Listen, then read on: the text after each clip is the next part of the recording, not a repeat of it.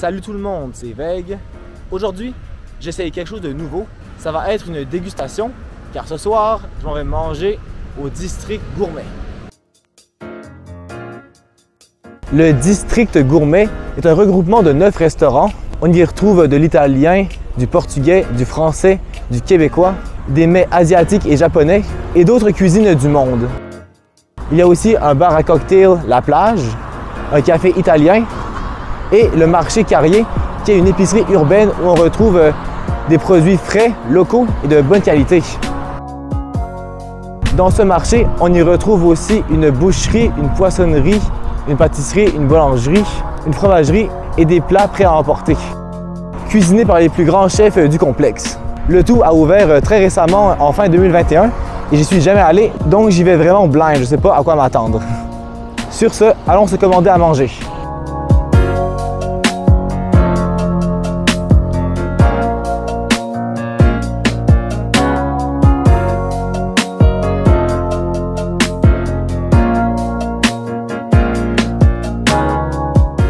Alors voilà, j'ai pris à emporter. J'ai commandé au restaurant italien le Florella. Comme vous pouvez le voir, je vais aller manger mon bon repas au parc Roland-Baudin, dans les estrades de l'amphithéâtre. Alors, qu'avons-nous là? Oh miam! Une gemelli pancetta sans pancetta. Je vais commencer à déguster, alors bon appétit!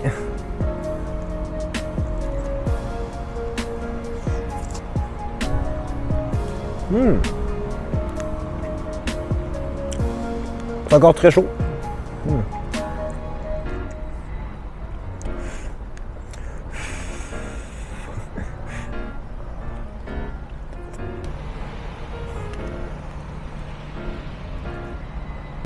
C'est vraiment bon.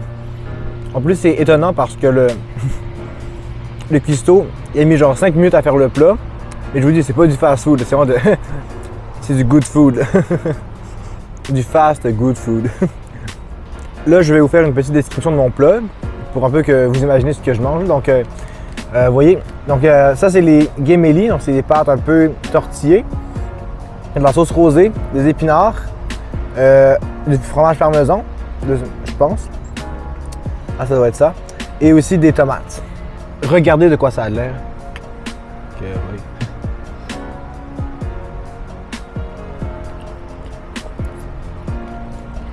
Donc c'est vraiment très simple, mais très bon. Aussi, ben souvent, moi j'aime les choses simples en général. Là, je suis pas un gars très sophistiqué. Enfin, j'aime pas les trucs complexes, mettons. Souvent, la recette gagnante en cuisine, c'est des ingrédients simples, mais un plat savoureux. C'est des bonnes pâtes à l'italienne, comme je les aime. Ça me fait un peu penser au film Lucam de Pixar, là, qui se passe en Italie puis ils mangent plein de bonnes pâtes. Là. Ça pourrait legit être un plat dans le film. Je suis vraiment impressionné comme comment la chaleur est bien répartie.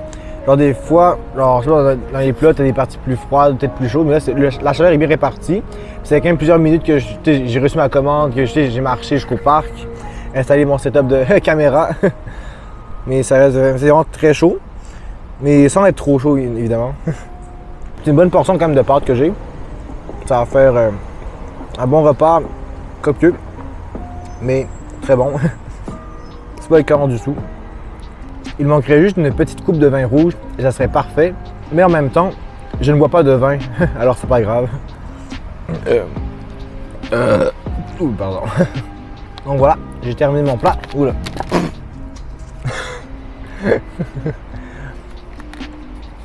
Donc, mon verdict en tant que gourmet, pas du tout professionnel.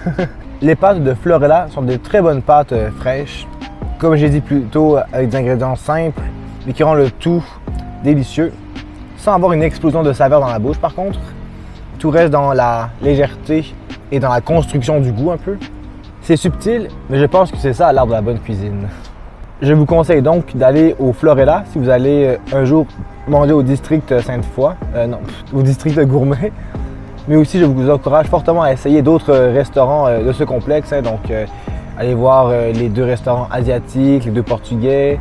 Il y a une pizzeria qui fait des pizzas napolitaines vraiment très authentiques. Il y a un bar cocktail. Il y a aussi la cuisine québécoise et du monde.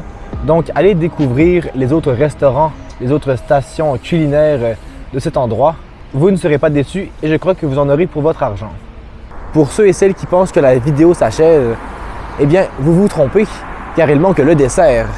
Et le dessert, je ne vais pas le prendre au district gourmet, mais à un bar laitier qui a une place spéciale dans mon cœur, le Frisson, à 2 pas du district gourmet sur la route de l'église.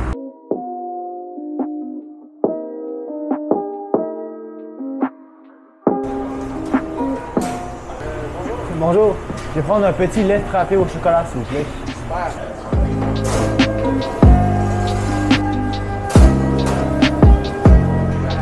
Merci. Sorry.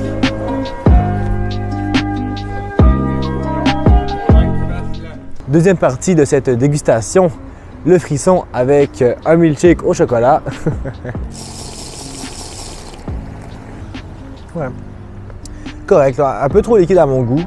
Personnellement, mes milkshakes au chocolat préférés, je les prends à la crèmerie Saint-Louis, qui est un autre bar laitier vraiment à 5 minutes à pied de chez moi. Souvent, quand je vais au bar laitier, je vais à cette crèmerie-là, plutôt que le Frisson. Parce que le Frisson quand même, est à 15 minutes en vélo de chez nous, fait que c'est plus loin.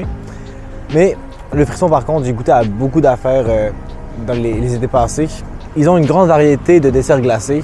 Je disais tout à l'heure que le bar laitier Le Frisson avait une place spéciale dans mon cœur, car je l'ai découvert à l'été 2019, lorsque je travaillais en tant qu'animateur dans les camps de vacances, enfin dans les camps de jour plutôt. Et le mercredi, c'est les réunions. Et après les réunions, on allait là, toute la gang d'animateurs au bar laitier Le Frisson. Ça m'a donné l'occasion de goûter à plusieurs choses différentes. Et c'est vraiment la force de ce bar laitier, c'est la grande variété de desserts glacés qu'elle offre. Mais c'est pas tous les desserts qui sont vraiment bons. Alors voilà pour la petite histoire, ma petite tranche de vie. Donc ça, à l'été 2019 et 2020, chaque mercredi, avec la plupart des animateurs, après les réunions, on allait là, puis on prenait donc un dessert glacé, puis on parlait de notre semaine. Voilà, ça me rend un peu nostalgique maintenant que je suis tout seul. Hello darkness, my old friend. Je travaille toujours dans les camps de jour, mais depuis 2020, j'ai pas de site précis qui m'est attribué. Donc j'ai pas vraiment de gang, on peut dire, de camp. Fait que c'est pour ça que j'y vais plus très souvent depuis 2021. Ça reste définitivement un bar laitier qui est très agréable à fréquenter avec des amis. Maintenant que j'ai fini mon dessert, on peut dire que la vidéo s'achève. Alors si ce format de dégustation vous plaît, n'hésitez pas à mettre un pouce bleu et de le dire dans les commentaires. Et n'oubliez pas de vous abonner à la chaîne et de mettre la cloche pour être notifié à chaque fois que je poste une nouvelle vidéo. C'était Veille et à la prochaine pour une nouvelle vidéo.